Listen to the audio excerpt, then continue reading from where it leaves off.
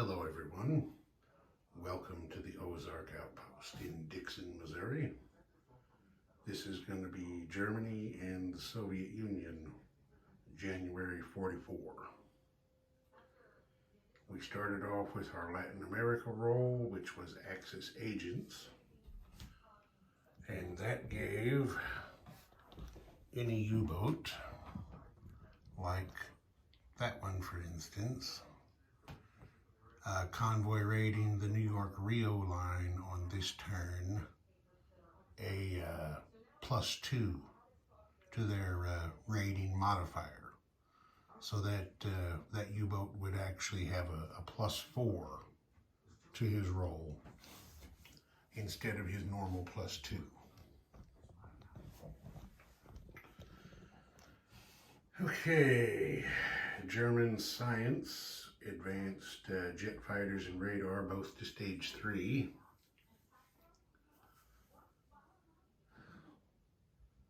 They missed with their spy roll. They tried to put a spy ring into Novosibirsk and missed. They did turn the American spy in Berlin to a double agent. So that was that. For their build, this was a pretty massive build because they had 107 marks to spend. They repaired the 3 damage to the minor factory in Paris, and then they built a strategic bomber, 2 medium bombers, 2 tactical bombers, a fighter, 2 medium panzers, a minor factory. They completed fortification they started last turn. They lend-leased an infantry to Vichy France and saved 1 mark. They also spent 2 on an atomic research roll, which they subsequently missed. And they put 6 oil in the lend-lease box also for Italy.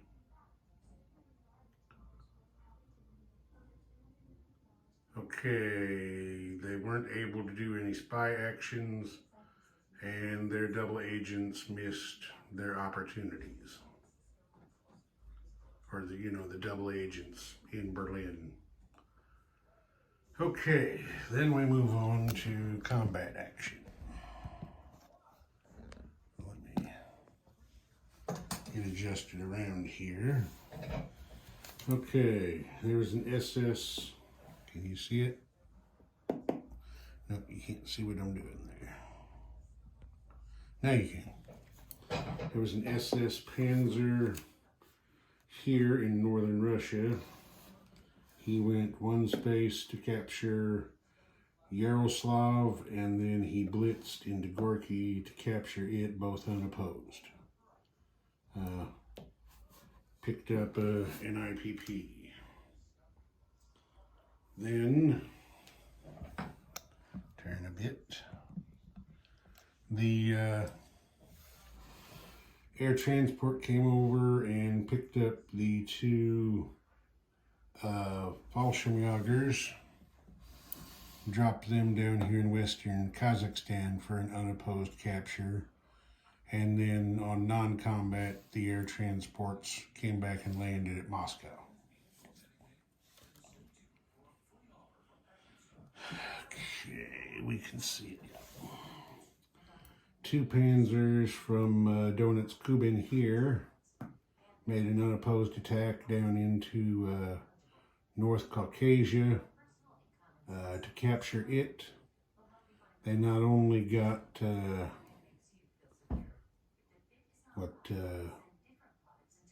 3 IPPs, they also captured 3 oil wells and a pretty good size oil reserve you can see there. The commander that was there in Donetsk Kuban went with them.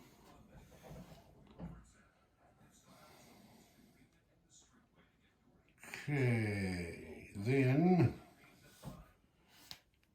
two SS Panzers that started in Moscow, ran through Don Manic for an unopposed capture of it, and then they blitzed down here to Kalmytskaya for an unopposed capture of that territory. So as you can see, Stalingrad is now encircled. The Soviets still hold it. The Germans didn't launch a direct assault on Stalingrad, but it is now encircled and cut off from the world.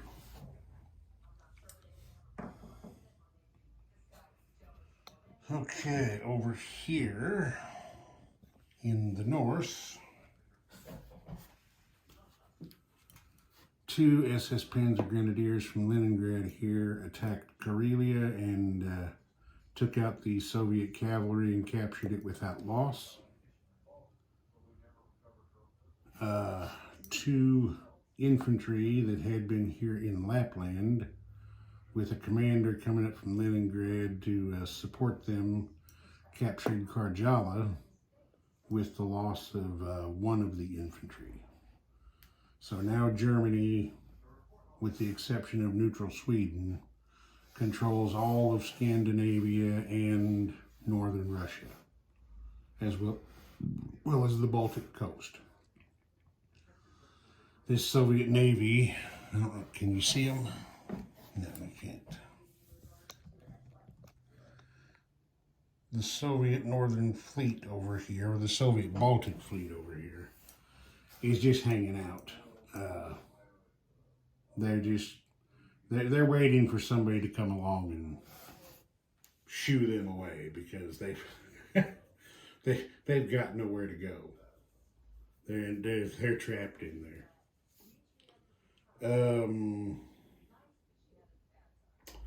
Okay, now we turn back south. This was kind of a strange little happening. There was a strategic bomber in Moscow. Hitler ordered it down here without escort to bomb the major factory at Stalingrad. Well, he didn't get the chance. The bomber and the fighter that had been defending there killed each other during the interception round. So the German bomber and the Soviet fighter are gone. No bombs were dropped. They didn't make it that far. All right. Down here, I mentioned that U-boat right there just a little bit ago. He did, in fact, raid the New York Rio de Janeiro line, and as you might guess, with that much modifier, he hit it for the full 3 damage. So that cost the Americans $3. Then over here, you may recall there was a U-boat right there. He hit the West Africa line for the maximum 3 damage. Since the Americans liberated Gibraltar there, the Mediterranean line is working again. So the West Africa and East Africa lines are back to their values that are printed on the map. Anyway, the U-boat scored the max damage of 3, and the convoy defenses sank the U-boat in return. And then that guy right there started out off of Argentina there. He combat moved over to there to the junction of the 2 Africa convoy lines, and since West Africa was already maxed out, he raided the East Africa line and hit it for its maximum damage of 1. The convoy defenses missed him.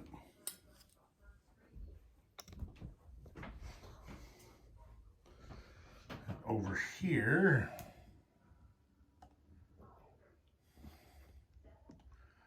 the Luftwaffe sortied out from Normandy again and bombed the major factory in London for 6 damage.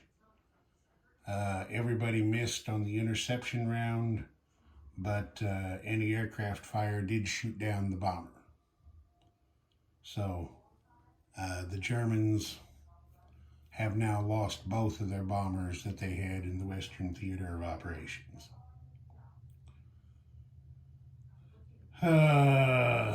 Non-combat moves for the Germans. They shifted some guys around.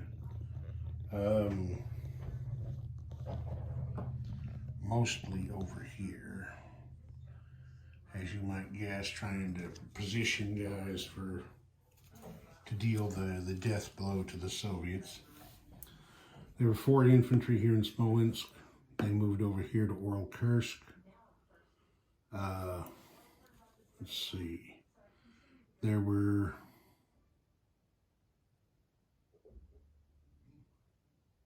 There were 2 SS Panzers here, which moved up to Donetsk-Kuban. There were 2 Panzers back here in southern Ukraine. They also moved up to there. There were 2 Panzers in Leningrad, which railed down here to, what is that, Don Machin, I believe is the name of that zone. This task force marker, the troops that had captured Moscow, came forth to Saratov.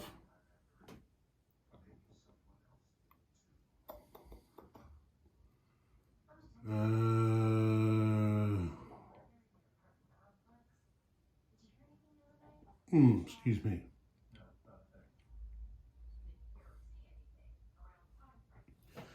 And I think that was pretty much that.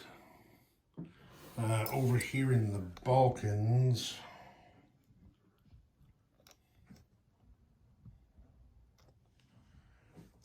there were of course, you know, since Franco won the Spanish Civil War, every turn Germany gets a Spanish Blue Division in Berlin. So, the one that was there from the previous turn used European strategic rail movement to come down here to help garrison Yugoslavia.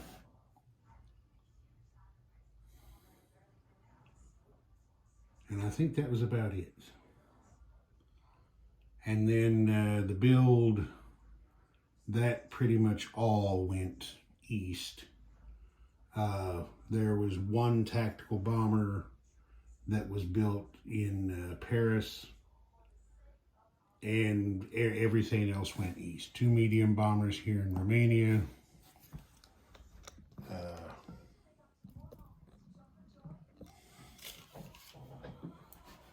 2 Panzers in Moscow, a strategic bomber and a fighter at Kursk, a tactical bomber at Kiev,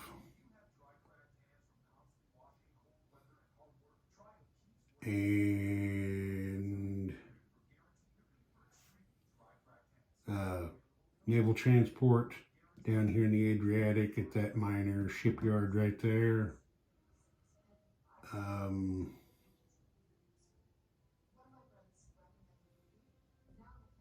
The fortification went to Picardy to help lengthen the Atlantic Wall.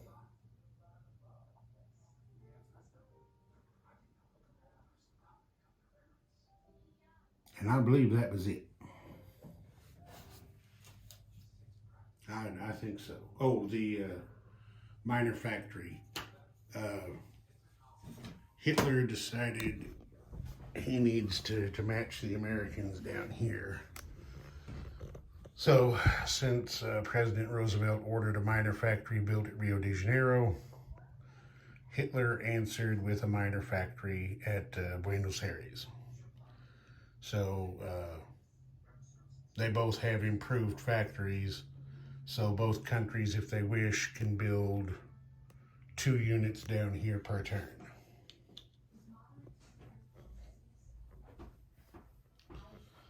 All right. Now, the Germans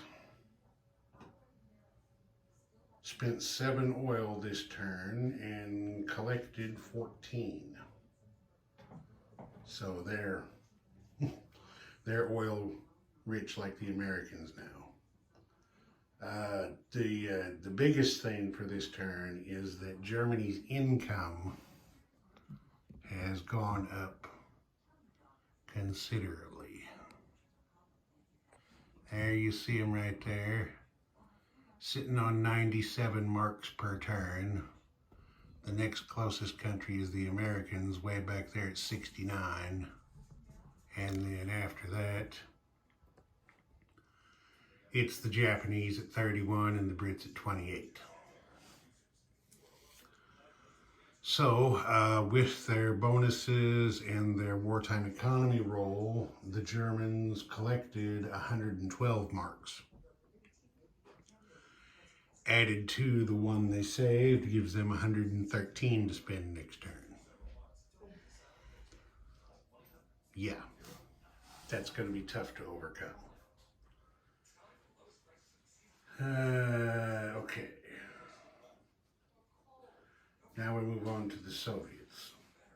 Soviet turn did no amount to too much, I'm sure, as you can guess.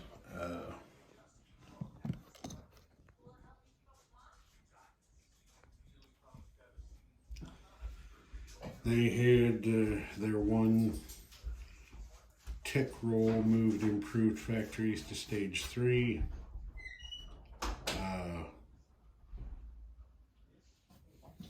They weren't able to do any spy rolls. Their counter-espionage roll missed. There is one spy in Novosibirsk, belongs to MI6. And they tried to flush him out and missed. For their build, the Soviets went with 8 infantry, 1 medium tank, and 1 militia. They had 1 combat move. I guess you'd call it cutting your own throat. But Stalin was kind of a fan of that. He ordered scorched earth destruction of the oil reserve and the 3 oil wells at Transcaucasia. This is going to deny them to the Germans, but they also denied them to themselves, because now the Soviets no longer control a source of oil. Which means without oil, they can't move anything from here on but infantry or cavalry. Now, if attacked, their armor and their aircraft are going to be able to defend themselves, but they won't be able to do any combat moves, non-combat moves. They're not going to be able to do any more strategic rail moves. Not that they really have anything to shift around, but they won't be able to, because you have to spend oil in order to do all of those things.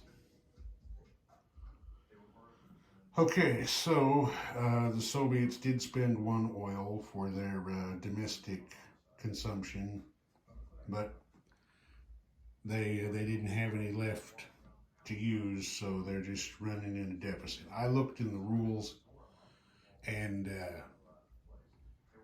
it doesn't say anything about not being able to produce units if you don't have oil.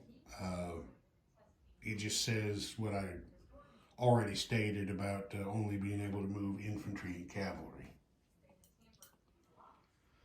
All right, the Chicoms also had a pretty simple turn.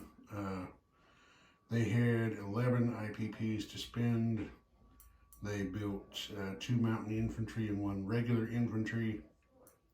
They did not do any combat or non-combat moves. So their build went here into Shensi. The 2 mountain infantry here and the regular infantry there. And then the Chi-Coms with their income and bonus collected 9 for next turn. The Soviets, show you over here. The Soviets, there you can see, are down to 13. They only get a +1 bonus because they still hang on to Stalingrad. And their wartime economy roll was a paltry 4. So they collected 18 plus the one they saved gives them 19 for next turn. And when your income gets down there in Anzac range, you know you're in trouble when you're a major power. Okay, I think that'll do it for this one. Ozark Outpost, over and out.